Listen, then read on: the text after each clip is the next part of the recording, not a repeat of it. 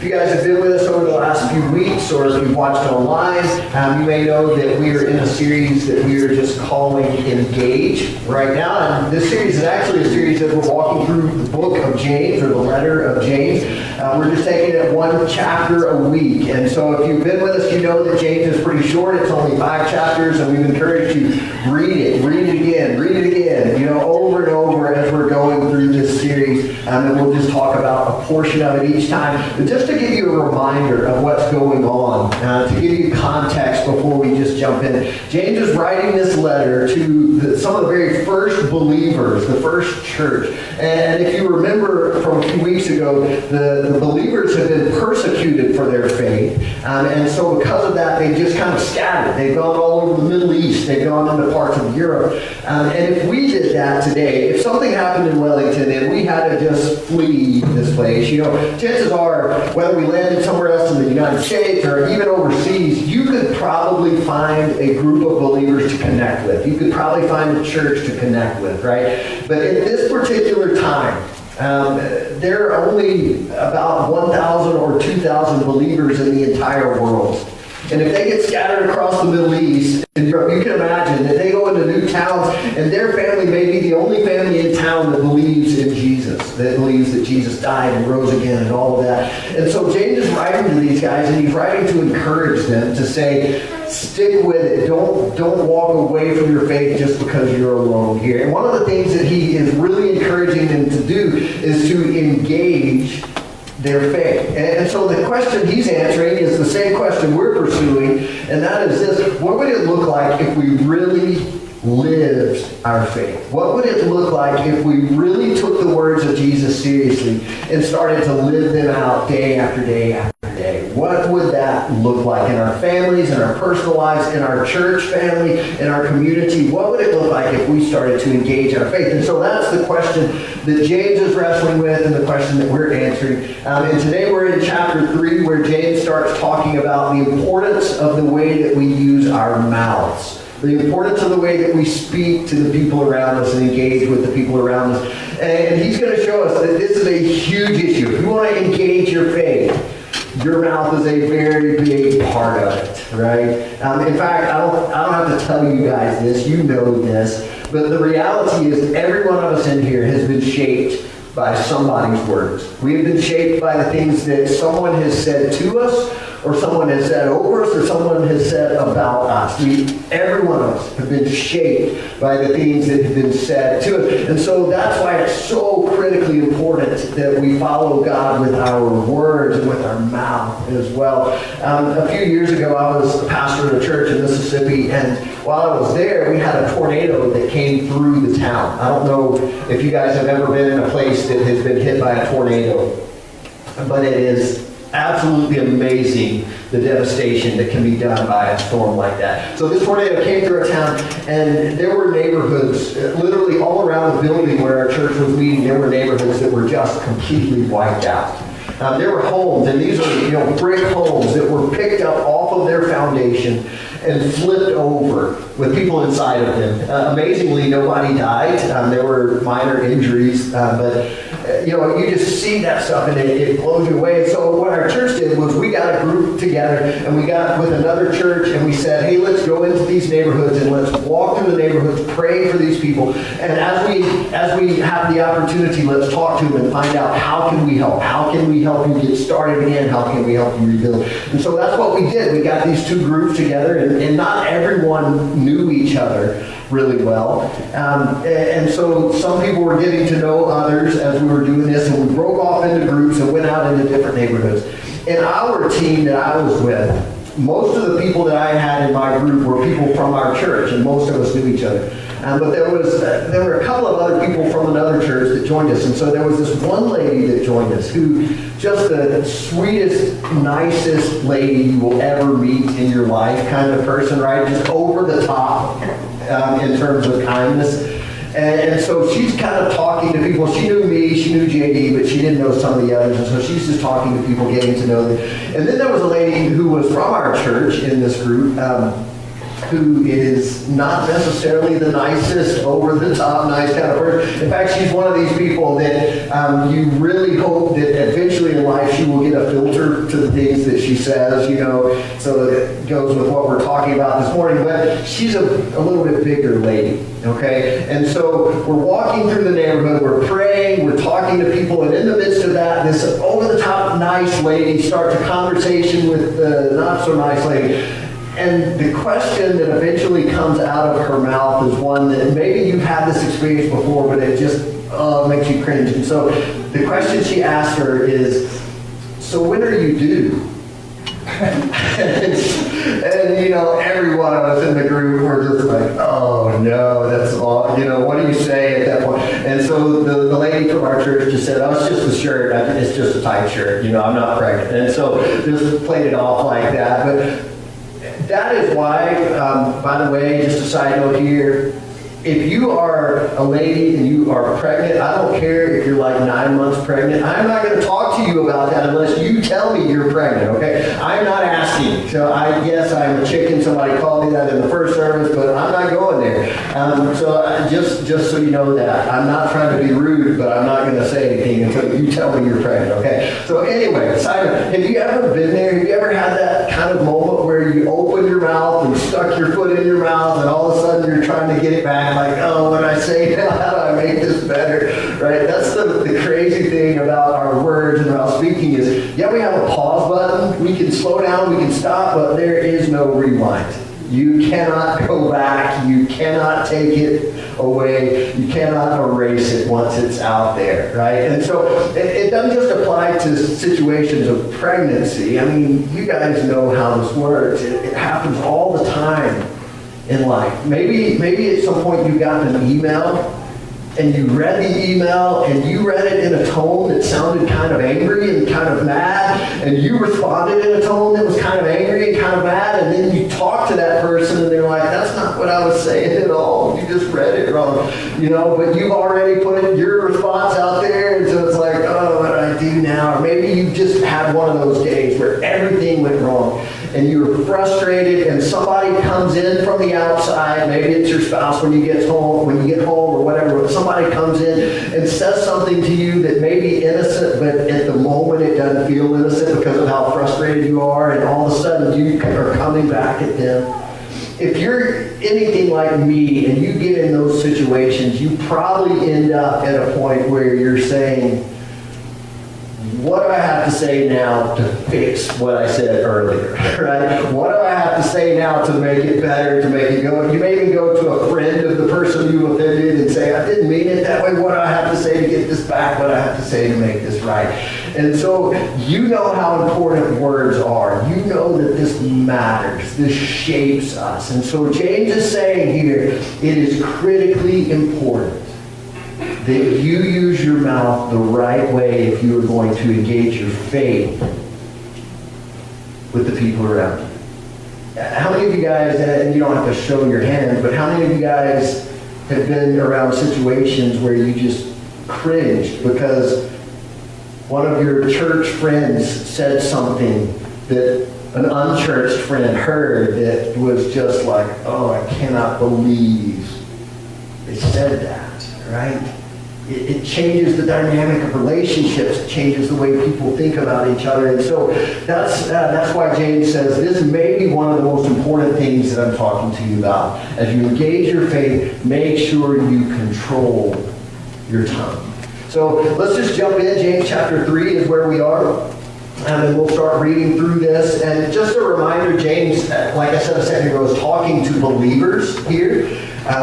So if you look at this and you say, I'm not there yet, well, you don't have to take this, but it kind of applies to everybody. Honestly, the advice in here is pretty good advice, regardless of whether you believe in the Bible or not. So he starts out by saying this in verse 1. He says, not many of you should presume to be teachers, my brothers, because you know that we who teach will be judged more strictly.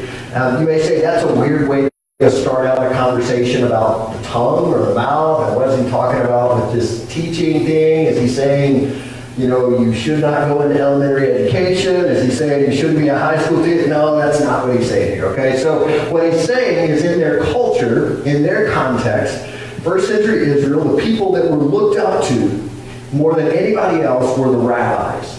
And from the time boys were little, from the time they started school, one of the things they all dreamed of was becoming a rabbi, becoming like one of those guys that are the top dogs in society, right? And so James is looking at them and he's saying, yeah, that's probably not the best idea.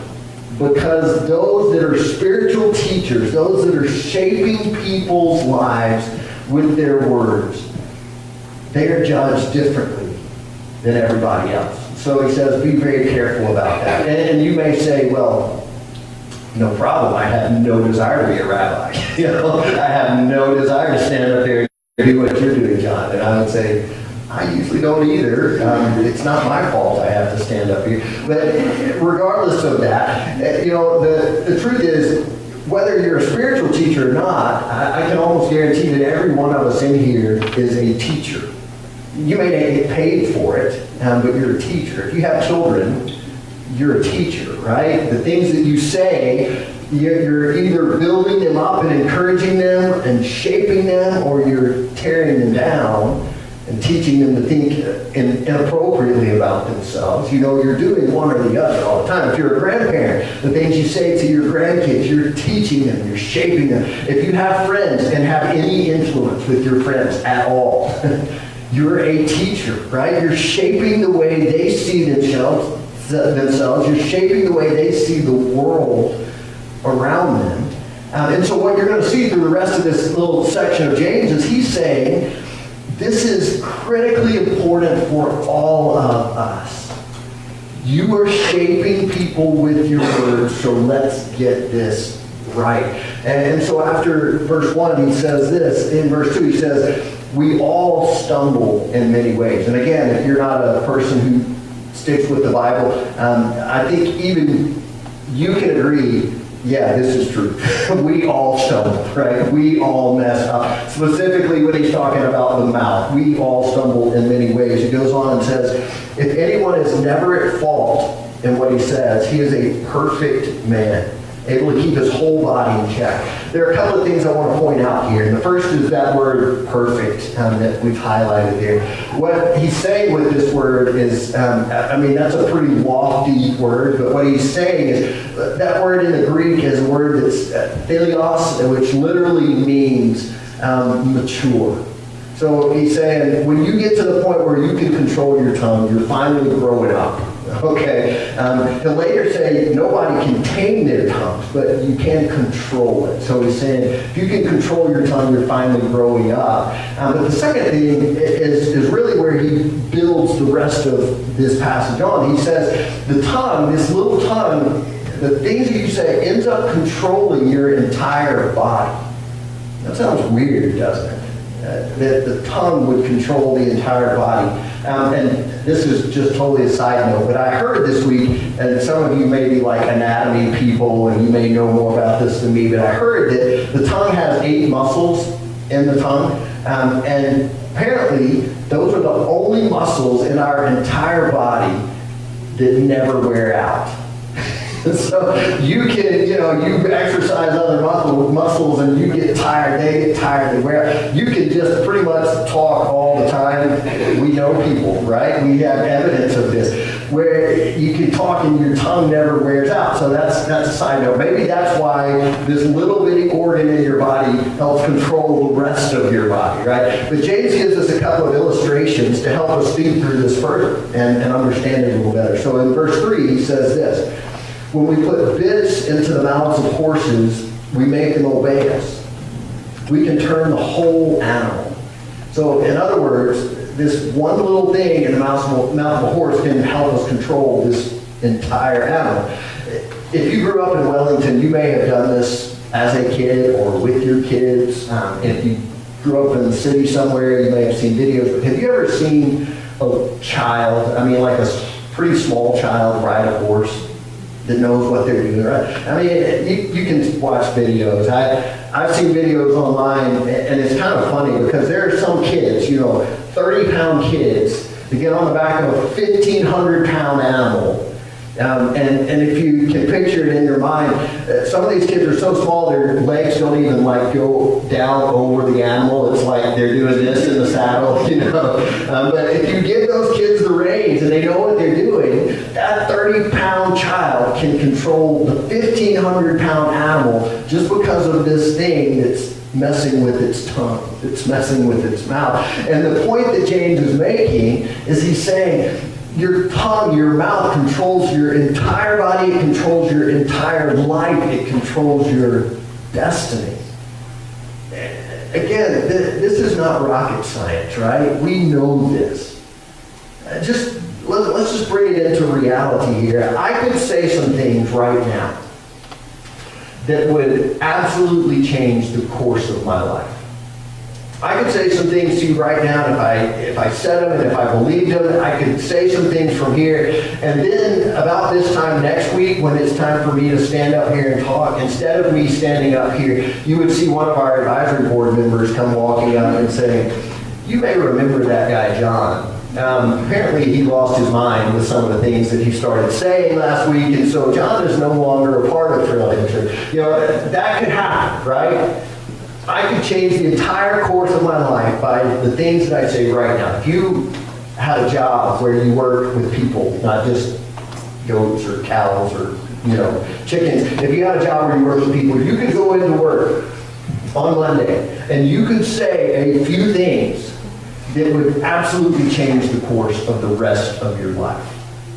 This is a powerful thing that we have sitting on the front of our face here. James says, don't take it lightly. He goes on and gives another example in verse 4. He says this. He says, or take ships as an example.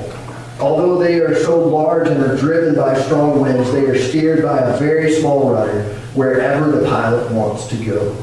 Likewise, the tongue is a small part of the body, but it makes great boasts. Consider what a great forest is set on fire by a small spark. And so he keeps giving these illustrations. He just keeps warning us. This is an important thing. Pay attention to the way we talk. He keeps warning us. In verse 6, he says this. He says, the tongue is also a fire. And this is where it starts to get like, okay, what are you talking about, James? But hang with me for a second. The tongue is also a fire, a world of evil among the parts of the body. It corrupts the whole person and sets the whole course of his life on fire. And so you may say, well, what are you talking about, James? I mean, obviously he's saying your tongue directs your entire life, right? Just like we just talked about. It can change the course of your life today. Just like fire can change the course of your life today if it's out of control. One of the words that he uses here is the word corrupts. And that little word is a word that, if you got a mental picture of this word, really it's a word that kind of means like you go out and you buy a new outfit. You buy a new shirt, you buy new pants, whatever the case may be. You're proud of your brand new clothes, right? And you go out to eat and you're eating spaghetti or whatever you may be eating. And as you're eating, you drop a meatball and it rolls down your shirt. And all of a sudden, your brand new, beautiful shirt that you bought is covered with sauce and it's stained, right? That's the word here. That's what he's talking about with corrupt. He's saying your words can put a stain on your life that everybody recognizes. Your words can put a stain on your life that people will not forget. So he says it corrupts. But another thing that he says is he says that it is a world of evil among the parts of the body. And Lord, James, I feel like you're kind of going off the deep end here. I don't know about a world of evil. I mean, really. So just think about it for a second. How many, and don't raise your hands, but how many of you would think that the tongue is just a neutral thing? It's not good, not bad. We can use it for either. I think that's the way that most of us think about the tongue, right? It's just a thing. It's just there. We can use it how we choose to use it. But back up in life a little bit. Maybe if you're a parent, you know how this works. Do you have to tell your kids how to say mean things or how to be rude to people? Probably not, right? We all kind of come out with that. We come out with this attitude of, I can say what I want to say. And if you don't remember middle school, maybe you don't understand this, but you go through middle school and you get it, Kids can be mean, and they were never taught to be mean. Right? We're the opposite. We have to teach them to say nice things. We have to teach them to say appropriate things. And so that's what James is saying. He's saying kind of from the very beginning of life, this thing is corrupt. And it will get you into all sorts of issues, right? And then he goes on, and the last part of this verse is really interesting. The last part of this verse, he just says this. He says, as he's talking about the tongue, he says, and it itself is set on fire by hell.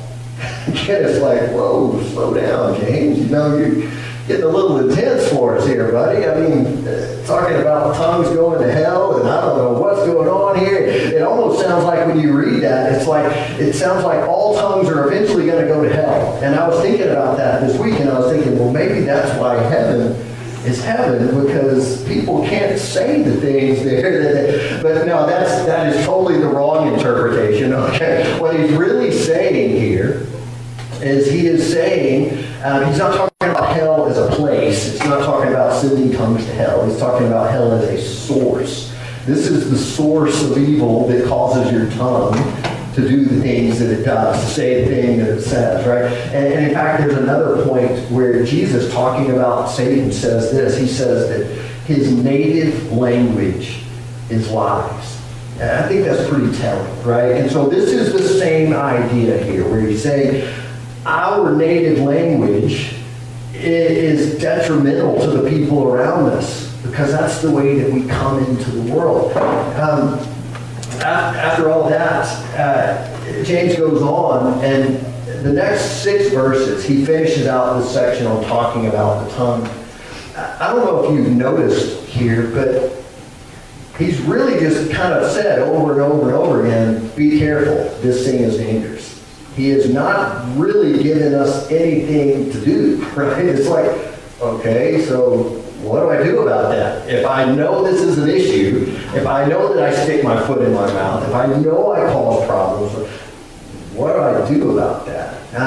And I think the answer is one where if you look at this passage, just these 6 verses, you don't get an answer.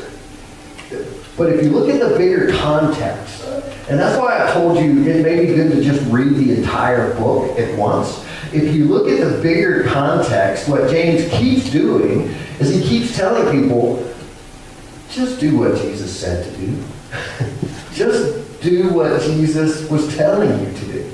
That's a pretty big statement from a brother who didn't really like his brother Jesus, or trust his brother Jesus, until he rose from the dead. But that's what he's doing. He keeps telling them, just listen to what Jesus said and do it. I mean, if you go back into chapter 2, where we were last week, this is just an example of how James is doing this. In verse 5, he says this. He says, listen, my dear brothers, has not God chosen those who are poor in the eyes of the world to be rich in faith and to inherit the kingdom he promised to those who love him? And you may say, well, did Jesus say that? I don't really remember Jesus saying that, right? But take what he's saying, and he didn't quote it word for word, but he's saying here, he's saying, look at the poor, they will inherit the kingdom. I don't know if that reminds you of anything, but Jesus, at one point when he's starting the Sermon on the Mount, he gives these things called the Beatitudes, and the very first thing that he says is, he says, blessed are the poor, for theirs is the kingdom. And James just keeps pointing us back to the words of Jesus. And his big point here is, if you're going to engage your faith, just listen to what Jesus said and do it. If you look at just a few verses after that, this is where Stephen focused last week, but in verse 8 of chapter 2, he just quotes Jesus directly, and he says, love your neighbor as yourself, right? And so he keeps pointing us back, and by implication, I think in these verses of chapter 3, what he's doing is he's saying, just listen to what Jesus said about your tongue and do it. So that brings up a question, what did Jesus say?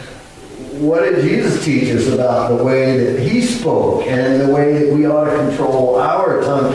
And I don't know if anything comes to mind immediately, but there's one verse that I want to point you to because I think this is absolutely critical, okay? It's in John chapter 8, verse 28, and this is what Jesus said about speaking at this particular time. He said this, he says, I do nothing on my own, but speak just what the Father has taught me. I do nothing on my own, but speak just what the Father has taught me. So if you want to know how to control your tongue, here's the thing. You're going to have to lean on God as your filter. Jesus said, I'm only, I am filtering everything through the Father, and I'm only saying what he is teaching me to say. So I think he's saying to us, and James is saying to us, if you want to engage the right way with your mouth, you're going to have to lean on God as your filter. And you may look at that kind of like I look at that and think, well, yeah, that's easy for Jesus to do, right? But come on, I mean, in the heat of a moment, right? When I'm frustrated and I want to reply to this email immediately, when I get a text and I'm ready to shoot one back, it's a little more difficult than that, right? But I think James says that's the way it's got to be. If you want to live out this faith life, if you want to engage your faith, lean on God as your filter.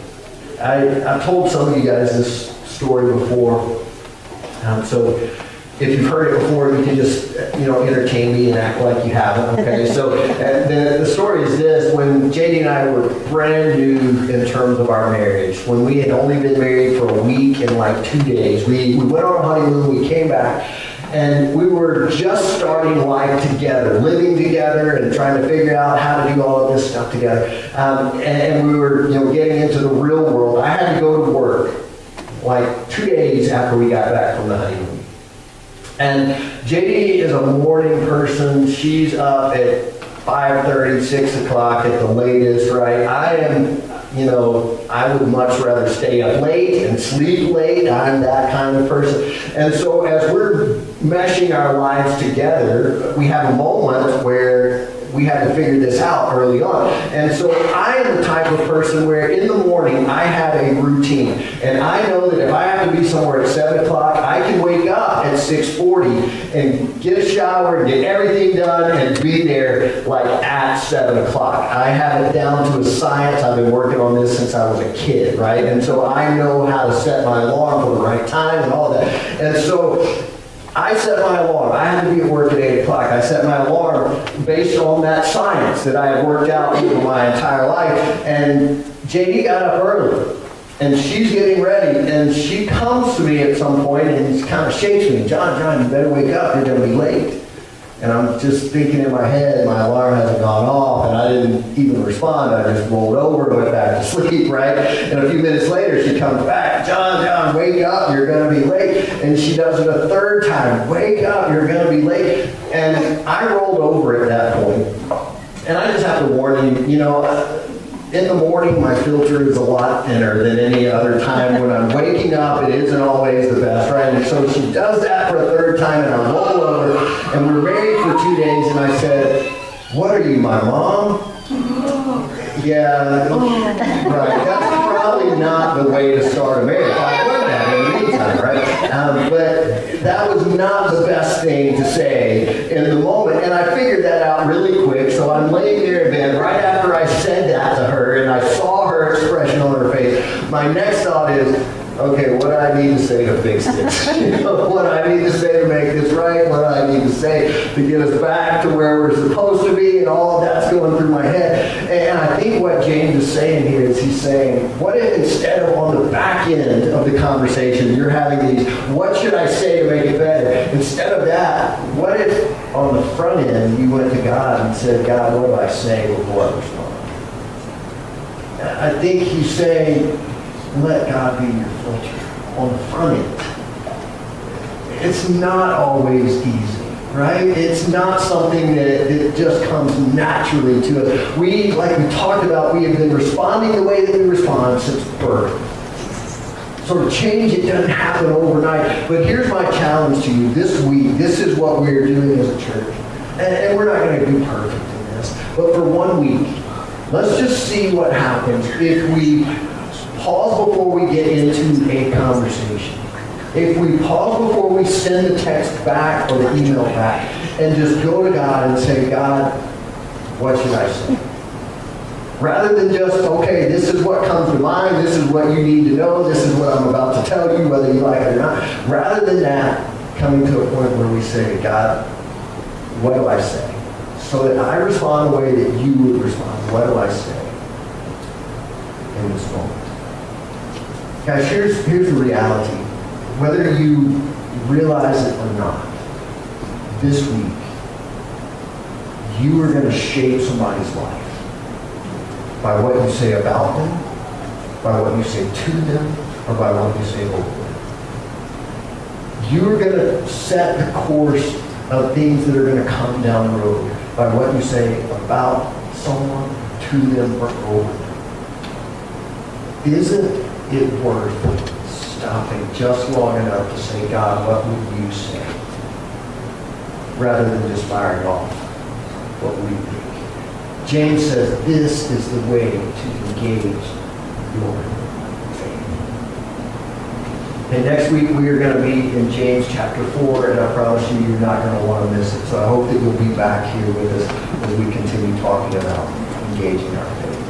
Let me pray for us, and then we have a time, kind of a special time that we're going to have as we close the service out. So let's pray. Father, we thank you so much for the way that you are patient with us, for the way that you communicate to us with dignity, and you don't tear us down, you build us up. You help us to become the people you created us to be. I pray that you would help us to engage with everyone around us, those in our household, those that we work with, those in our community. I pray that you would help us to engage with them the same way that you do with us this week. Help us to be aware of the words that we're saying. Help us to be aware of the way that we're shaping people, so that they can see who you really are, so that they can understand your goodness. We need your help in this, Father. We love you so much, and we pray these things in your name.